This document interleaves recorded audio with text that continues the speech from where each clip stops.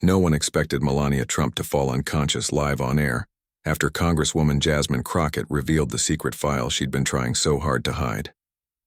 The tension was palpable long before the broadcast started. The panel was supposed to kick off at 6 p.m., and by 5:45 p.m. all the seats were already taken. At the semicircular table, Congresswoman Jasmine Crockett sat on the right, exuding calmness and focus in her navy blue blazer. Opposite her was Melania Trump, dressed in a sleek white dress, her face a mask of mystery. The host, Tristan Cliff, a veteran broadcaster, glanced at his notes, cleared his throat, and signaled for quiet. 20 seconds, a producer called. What set this broadcast apart was the buzz that had been building for weeks. There were murmurs of rumors and hints of secret plans that suggested something big was coming. Crockett hadn't given any clues about what she would share, but her quietness made it clear that she was gearing up for an important announcement. 10 seconds. Phones were out and the audience filled with political junkies and journalists. The energy was electric. Something was coming. The lights lit up brightly. Good evening and welcome to State Line Live, Tristan began. Tonight we have two high-profile voices discussing ethics and political accountability. He turned to Melania. First Lady Melania Trump, thank you for being here. Melania nodded, her voice even. Thank you for having me. Then to Crockett and Congresswoman Jasmine Crockett of Texas. Thank you for joining us. Jasmine looked directly into the camera and said, it's necessary. Let's talk trust. Public trust in our leaders. What damages it? What restores it? Melania spoke first, discussing media spin and the need for Americans to think for themselves. It was rehearsed but effective. Then came Crockett. I think people are tired of theater. They want facts and, frankly, they want receipts. Melania blinked, caught on camera. Tristan shifted in his chair. Congresswoman, are you saying someone at this table has staged their image? I'm saying, Jasmine replied, that when you have enough power, image becomes a currency, and some people have been cashing it for years while hiding who they really are. The audience was silent, frozen in attention. Melania sat taller. If that's directed at me, I hope you're prepared to back it up. Jasmine leaned back slightly, exuding control. Don't worry, I am. The camera cut to a wide shot. 3 people, 1 table, 2 worlds colliding. Let's keep things constructive, Tristan said, forcing a smile. Melania, do you believe public figures should disclose relationships that might affect national perception? Melania paused, narrowing her eyes. I believe privacy is a human right, especially when you're constantly being watched and judged. Jasmine tilted her head. Privacy is important, but not at the expense of public trust. Melania turned to her directly. You're implying something without saying it. Why don't you stop dancing around it? Oh, I'm not dancing, Jasmine replied, her voice steady. I'm giving you a chance to take the front seat in your own story before I have to drive it. The audience gasped quietly, the kind of small noise that feels louder than shouting. Melania glanced toward the off-camera producer. A flicker of uncertainty flashed across her face. All right, let's take this one step at a time. Congresswoman Crockett, could you clarify what issue you feel is at play? Jasmine leaned forward, her focus intense. People deserve to know when someone who shapes public policy hasn't been telling the full truth about their alliances personally and politically. Melania's lips pressed into a thin line. You're walking a dangerous line with your words. I'm walking the truth, Jasmine replied, and it's paved with timestamps. Tristan tried to change the subject. With social media, it's harder than ever to control narratives, but all eyes were on the silent war unfolding between the 2 women. Melania placed her hands flat on the table. This platform was supposed to be about ideas. Now it's becoming personal, which is telling of your character. Jasmine responded without hesitation. You're right. It's personal, not to me, but to the people who were lied to, who believed in fabricated images. The temperature in the room dropped. Tristan glanced at the teleprompter, hoping the script would save him. But there was no script for this. Not when Jasmine reached into her folder and said, would you like me to start with the March 17th trip to Zurich or the April 12th overnight in Marbella? Melania didn't respond. The audience held its breath. Jasmine continued. Both entries appear on international customs logs. Both involve a private jet registered to a shadow company tied to someone close to you, and neither was listed in any public calendar. Those are lies, Melania said, but her voice trembled.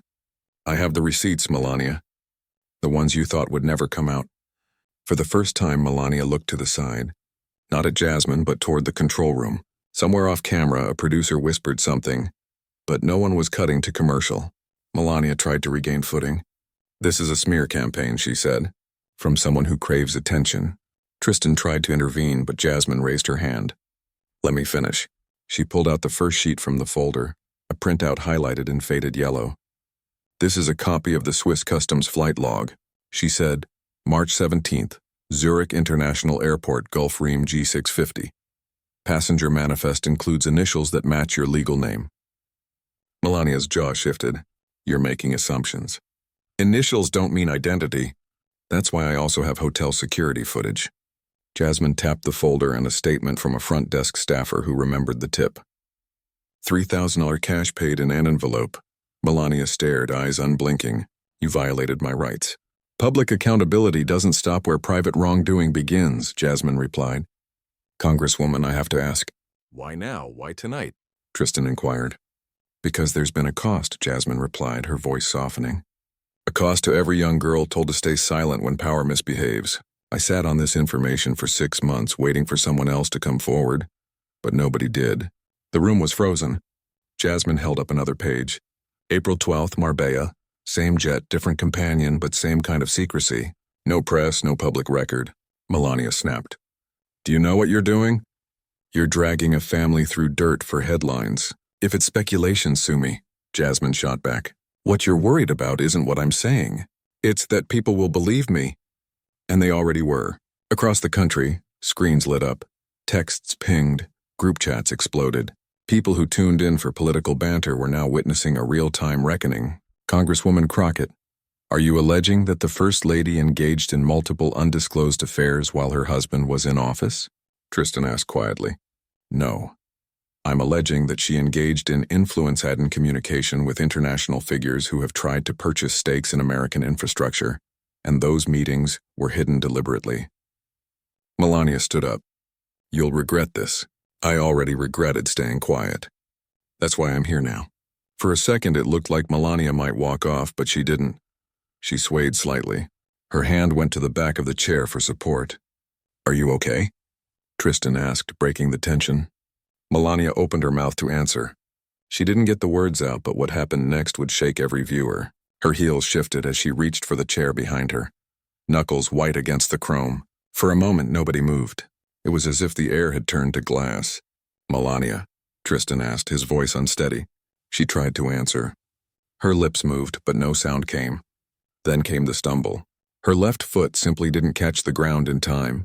She buckled forward, and her right hand missed the chair entirely. A producer off camera shouted something. Too late. A stagehand rushed in just as her body folded sideways, catching her elbow to slow the fall. Her knees hit the ground. Her head drooped. Gasps echoed from the audience. "Cut the feed. Cut the feed." Someone yelled from the control booth, but the camera was still live streaming to millions. Terrence stood up, visibly shaken. "We need medical now." Jasmine didn't move. She looked frozen like the rest of the room, but not out of shock, out of restraint. An EMT team rushed from behind the curtain. Melania was breathing, but her skin had lost all color. They eased her onto a stretcher. Quiet murmurs bounced through the audience, and someone nearby started to cry. The studio had stopped being a set.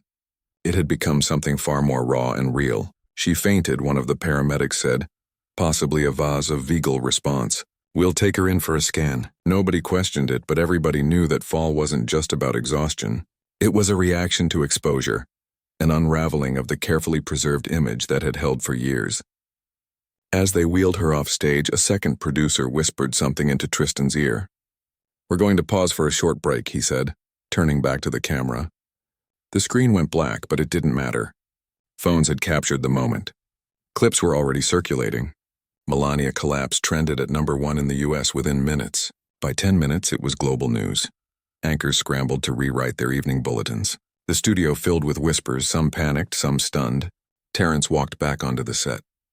Jasmine was still seated, her folder closed. "Congresswoman," he said carefully, "we're going to resume in a few minutes. You don't have to stay if you feel the situation's changed." Jasmine looked at him, calm but serious. "I didn't want that to happen, but I wasn't the one hiding anything." Outside, the ambulance lights flashed against the glass. Inside, the silence returned. Melania was gone from the building. Her team crafted a statement calling it an isolated health scare due to a hectic travel schedule. But no one believed that anymore. The story was already out. The damage had begun. Meanwhile, in homes across America, people were watching replays with their jaws clenched. It wasn't just the collapse. It was the context. The look on Melania's face before she went down. The way Jasmine spoke, the receipts in that folder. The truth wasn't just whispered in corners anymore. It was being held up under bright studio lights. That night, Jasmine's name was typed into Google over 5 million times, but one post stuck more than any other. Just a black screen with white text. She didn't raise her voice, she raised the bar. It hit over 1 million likes by morning. Still, not everyone was cheering. A former senior aide to the Trump family tweeted, "This isn't bravery. It's character assassination dressed up as justice." Others called it political theater, smear tactics, jealousy. But for every insult, there were 5 new messages praising her restraint and courage. Jasmine didn't respond, not yet. She was waiting for the facts to spread. Before Jasmine could speak again, someone unexpected stepped into the spotlight, sending shockwaves across every news desk in America. By sunrise, emails had leaked. One was sent from an encrypted account to a freelance journalist in Phoenix. Subject line, Zurich Marba. It included 2 PDFs with email threads dated from 2021 to early 2023. The sender's name wasn't revealed, but the timestamps and content were damning. They referenced itineraries in coordination with a European security team. One line stood out, "Keep her name out of the manifest this time." Same protocol as Marba. By 10 a.m., the documents reached every major outlet. Legal teams went into overdrive. Before noon, Melania's camp broke their silence with a statement. Mrs. Trump experienced a minor health episode during an intense panel discussion. Any accusations made during the event are false and will be addressed through legal channels. But not even 20 minutes after the statement dropped, another piece of the puzzle surfaced. A grainy video from a security camera inside a hotel elevator in Zurich showed 2 people entering, one in a long white coat, the other in a baseball cap. The timestamp matched the customs log Jasmine referenced. The person in the white coat, her walk was unmistakable. Melania. By 12 a.m., Melania canned an upcoming appearance in Palm Springs. By 2:00 p.m., whispers began leaking from inside Mar-a-Lago. She was told to lay low, avoid press, regroup. The collapse wasn't just physical. It was reputational. In a quiet corner of her office in Dallas, Jasmine sat reviewing every document again alone. Her chief of staff, Keon, stepped in with an update. One of her former aides just spoke off the record. Wants to come forward, says she was in Marba with them, handled the room reservation. Does she have documentation? Receipt from the resort. Her name's on it. Schedule her for a private statement. No press, just audio. Timestamp it. It wasn't about the affairs. Not really. It was about the connections that came with those meetings, the flow of information, the names that popped up across different meetings. The American people weren't just watching a scandal unfold. They were watching the blueprint of backroom influence unravel. Cable news anchors began using phrases like international leverage and potential compromise. For the first time in years, Melania Trump wasn't being talked about in the context of fashion or marriage, but power. Jasmine hadn't done a single interview. That silence had become strategic. Late that evening, she received a cease and desist to notice from Melania's attorneys, threatening to sue for character defamation and emotional distress. Jasmine skimmed the letter, then deleted it. "Do I need to worry?" Keon asked. She shook her head. "You don't sue people when they're lying. You sue them when they're telling too much of the truth." But before diving into the story, make sure to subscribe so you don't miss the stories they don't want you to see. But before Jasmine could decide her next move, the story took another turn. The subpoena arrived folded neatly inside a plain white envelope, delivered to her district office in Dallas. Jasmine just held it in her hand, scanned the return address, and said, "There it is." Keon looked at her. "You're being called to testify in D.C., Jazz. That's not nothing." "I know," she said, slipping the envelope into her bag. "That's why I'm not going to dodge it." 2 days later, Jasmine sat before a subcommittee. Cameras lined the back wall. Some faces were familiar. Republicans who'd barely disguised their disdain for her. Others pretended to be neutral. Congresswoman Jasmine Crockett, representing Texas's 30th District, the chairman spoke first. We're here today not to relitigate headlines, but to understand the extent of your actions and the potential national implications. Do you understand? I do. A few members jumped straight into hostile territory. One asked if she was working with foreign intelligence. Another accused her of exploiting personal affairs to gain popularity. She let them finish.